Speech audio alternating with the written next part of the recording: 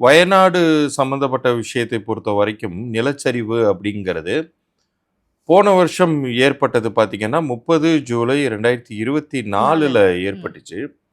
அதுவும் அதே பகுதியில தான் இப்ப இந்த தடவையும் நடந்திருக்கு. என்ன ஒரே ஒரு ஆறுதலான விஷயம்னா, போன வருஷம் நடந்ததுல கிட்டத்தட்ட ஆயிரக்கணக்கான மக்கள் பாதிக்கப்பட்டார்கள். ம். 118 பேர் காணாமலே போயிட்டாங்க. மிஸ்ஸிங். ஆமா. என்ன ஆனாங்கன்னே தெரியல. இன்ன வரைக்குமே தெரியல தெரியல. அது. 234 பேர் அ உயிர் நீத்தார்கள். அந்த அளவுக்கு மோசமான ஒரு அடி அது. 394 பேர் பக்கம் காயப்பட்டார்கள் ம். அப்படிங்கிற மாரிலாம் கணக்கு சொல்லுது.